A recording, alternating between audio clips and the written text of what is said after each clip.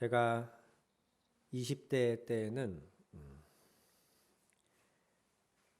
이 사사기에 등장하는 이야기들을 보면서 참 이스라엘 민족이 한심하고 답답해 보였습니다. 참 못나 보였어요. 30대가 되니까 좀 이해가 되는 거예요, 이스라엘이. 그러면서 나도 이스라엘 민족들하고 별로 다르지 않구나 하는 생각이 들었고요. 40대가 지나니까 내가 이스라엘 민족만큼이라도 해야겠다 라는 생각이 들더라고요. 점점 겸손해지더라고요. 이게 무슨 얘기냐 하면 사사기는 이스라엘이 왕권 국가로 세워지기 이전에 그 부족 국가 형태를 띠고 있을 때에 약 12명의 사사가 410년 정도에 걸쳐서 이스라엘을 다스렸던 기록입니다. 이 사사라 함은 뭐 왕조나 귀족 이런 어떤 혈통에 의한 그런 직분에 의한 지도자들이 아니고 그때그때 필요에 의해서 하나님이 세우시는 지도자들이었어요. 그러니까 누가 언제 어디서 사사가 될지 알 수가 없었어요. 위기가 닥치면 하나님이 적절한 사람 한 사람을 불러내시는 이런 형태였거든요. 이 기간 동안에 이스라엘 민족은 하나님께 죄짓고 하나님을 떠났다가 그래서 하나님이 그들을 징계하고 다른 이방 민족이 그들을 괴롭히면 주님 앞에서 잘못했다고 싹싹 빕니다. 그러면 하나님이 다시 그들을 용서해 주시고 그들을 사사를 일으켜서 그 이방 민족을 물리치게 하시면서 다시 이스라엘을 강건하게 해주세요. 그런데 또 좀 시간이 지나면 언제 그랬냐는 듯이 이 하나님의 은혜를 까먹고 이스라엘은 또 범죄하고 그럼 하나님이 또 다른 이방 민족을 통해서 이스라엘을 압제하게 하시고 그런 고통 가운데 있다가 이스라엘이 또 하나님께 회개하고 용서를 구하면 또 하나님이 그들을 용서하시고 또 사사를 일으켜서 이스라엘을 구원해 주십니다. 이런 패턴이 사사기 내내 반복되거든요. 이 모습을 보면서 제가 20대 때는 얘들은 왜 이렇게 정신을 못 차릴까 이렇게 한심하고 답답하게 본 거였고 30대 되니까 나도 반복해서 죄짓고 또 회개하고 실패하는 걸 반복하는구나 라는 내 자신의 한계를 경험하면서 나도 이스라엘과 별반 다르지 않구나 하는 생각이 들었고 40대가 되고 나니까 이스라엘만큼이라도 살자라는 생각이 드는 거예요. 여기서 이스라엘만큼이라도 라고 하는 부분이 어떤 부분이냐면 이들은 반복해서 죄짓고 실패하는 것이 문제이긴 했지만 그래도 그 실패와 죄짓는 것을 반복하면서도 끝내 이들은 하나님께 돌아오기를 포기하지 않았다는 겁니다. 심지어 오늘 읽은 10장 13절 14절에서 보면 하나님이 너무 화가 나셨죠. 그래서 뭐라고 하셨습니까? 13절에 너희는 나를 저버리고 다른 신들을 섬겼다. 그러므로 내가 다시는 너희를 구원하여 주지 않을 것이다. 너희가 선택한 그 신들에게 나 가서 부르짖어라. 너희가 괴로울 때 그들에게 가서 구원하여 달라고 해라. 라고 하면서 이스라엘 백성들을 거절하십니다. 그런데 15절 16절에 이스라엘이 뭐라고 합니까? 아이고 하나님도 우리를 버렸으니 이제 우리는 어떡하냐. 이러면서 낭망해서 그냥 돌아가는 게 아니라 맞습니다. 우리가 죄를 지었습니다. 주님의 뜻대로 다 하십시오. 벌을 주시면 벌 다 받겠습니다. 다만 오늘 우리를 좀 구원하여 주십시오. 다만 우리가 하시는 대로 벌 다 받겠습니다. 다만 우리를 버리지 말고 구출하여 주십시오. 도와주십시오. 라고 하나님께 한 번 더 부르짖고 용서를 구했다는 것이죠. 마가복음 7장에 나오는 수로보니게라는 지역에 이 수로보니게를 그 지역을 다 기억하실 건 없지만 그 지역이 이방 민족들의 지역이었다. 즉 이 수로보니게 여인이라 하는 사람은 이방 여인이었다 하는 것 정도는 기억하고 이 본문을 보십시오.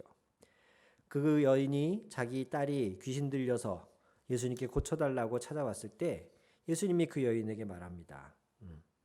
자녀들이 먹을 빵을 집어서 개들에게 던져주는 것은 옳지 않다. 그 당시에 유대인들은 이방인들을 접촉하면은 부정해지는 존재로 여겼어요. 실제로 개와 다를 바 없는 그런 관념으로 이방인들을 보았어요. 마치 유럽이나 미국에서 과거 예전에 흑인 노예들을 봤을 때 그런 시각 같다고 할까요? 조선시대의 양반, 사대부 양반들이 백정이나 천민들을 봤을 때의 그런 시각과 비슷하다고 할까요? 네. 이런 관점에서 유대인들이 이방인들을 보고 있었기 때문에 예수님의 이 말은 유대인들에게는 어쩌면 당연하게 들렸을지도 몰라요. 하지만 이 여인에게는 이방 민족들에게는 굉장히 자존심 상하는 일이었을 것이고 분명 지금으로 치면 인종차별이라고 아마 확 들고 일어났을 그런 일이겠죠. 그런데 그때 이 여인은 뭐라고 대답합니까? 맞습니다. 네, 맞습니다. 그러나 상 아래에 있는 개들도 자녀들이 흘리는 부스러기는 얻어먹지 않습니까? 즉 부스러기 같은 은혜라도 도움이라도 나를 거절하지 말고 내게 베풀어 주십시오. 라고 예수님께 요청하는 겁니다.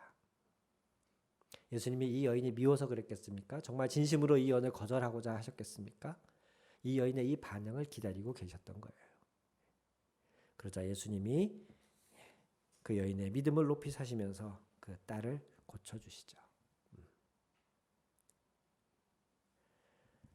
하나님은 출애굽기 34장 6절에 기록된 대로 자비롭고 은혜로우시고 노하기를 더디하시는 분이십니다. 비록 이스라엘이 여러 번 반복해서 주님께 죄를 짓고 주님이 아닌 다른 우상을 섬기면서 주님을 떠나지만 그래서 그들에게 주님이 화를 내기도 하시지만 그 화조차도 그들을 돌아오게 하시려는 주님의 방편이라는 것이에요.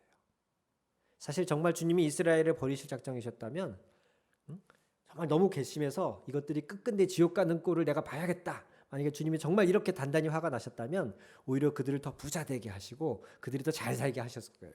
왜? 이방신을 섬기는데 더 부자가 되고 더 잘 살면 돌아오겠어요, 이스라엘이? 그런데 하나님이 그렇게 안 하셨어요. 하나님은 그들에게 화를 내셨고 그 화로 그들을 징계하셨어요. 그런데 그 징계는 그들이 회개하고 뉘우치고 돌아오기를 바라는 그런 징계였던 것이죠. 다행히 이스라엘은 실제로 하나님께 다시 돌아옵니다.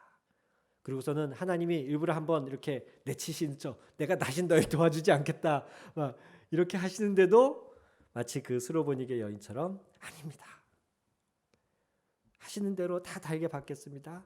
다만 우리를 끝끝내 버리지는 마시고 오늘 우리를 도와주십시오. 구출하여 주십시오.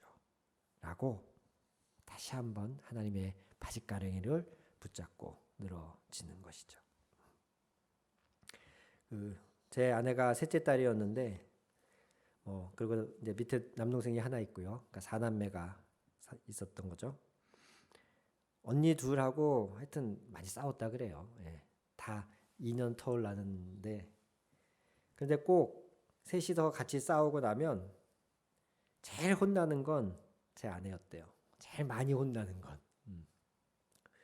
왜 그랬냐고 물어보니까 엄마 입장에서는 셋이 싸우면 그냥 다 싸운 것 자체가 미운 거지 거기서 잘잘못을 따져가지고 첫째는 30% 잘못하고 둘째는 20% 잘못하고 이런 거 없잖아요. 그냥 묶어가지고 너네 왜 싸우지 마 이러고 혼나잖아요. 언젠가는 장모님이 너무 화가 나셔서 니네 그렇게 싸울 거면 다 나가. 그리고 이제 집 밖으로 문 밖으로 이렇게 쫓아내신 거죠. 다 나가. 그러니까 언니들은 막 울면서 엄마 죄송해요. 엄마 잘못했어요. 엄마 다시는 안 그럴게요. 막 이렇게 엄마 앞에서 막 울면서 잘못했다고 그러는데 제 아내는 쭈뼛쭈뼛 이렇게 쭈뼛쭈뼛 옷 챙겨 입고 가서 신발 신고 대문 밖으로 나가는 거예요. 왜? 엄마가 나가랬으니까.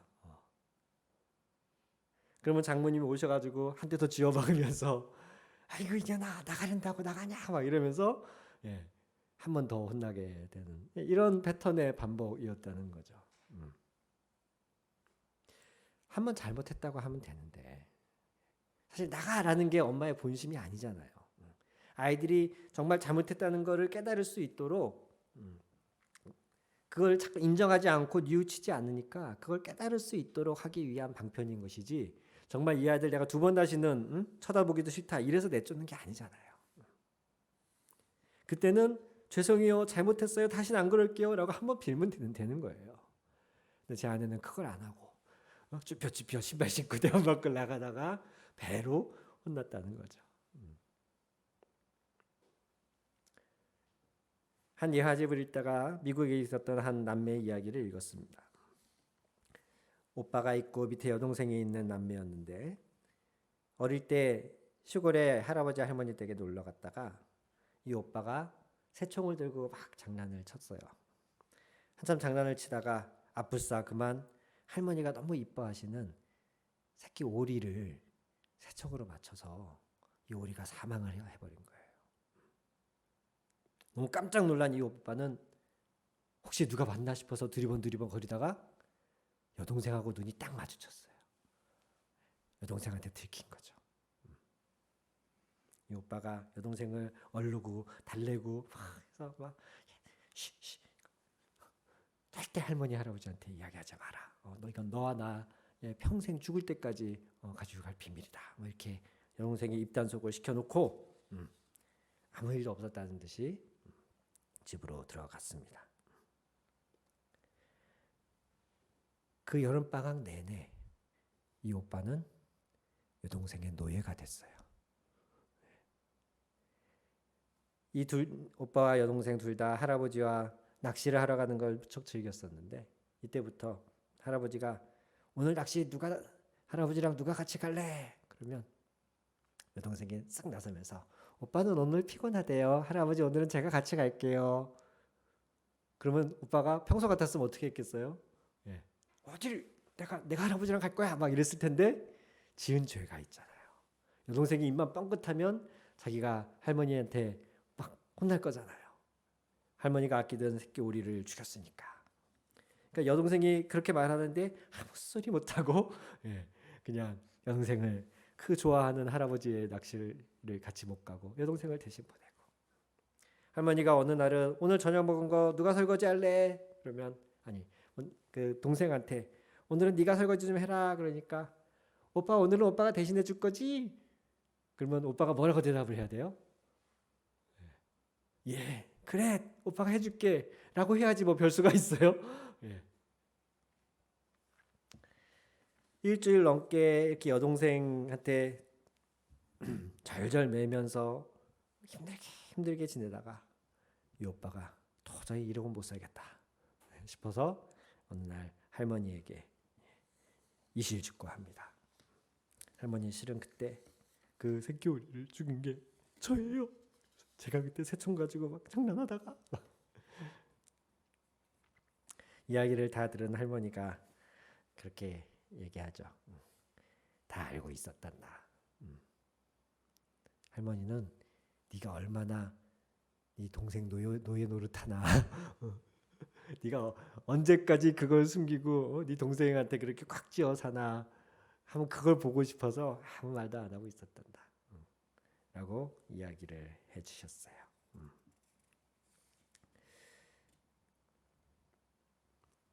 이사야 50장 10절에 보니까 그런 구절이 있더라고요. 어둠 속을 걷는 빛을 모르는 사람이라도 주님의 이름을 신뢰하며 하나님께 의지하여라. 비록 지금 네가 어둠 속에 있고 빛을 모른다 하여도 주님의 이름을 신뢰하며 하나님께 의지하여라.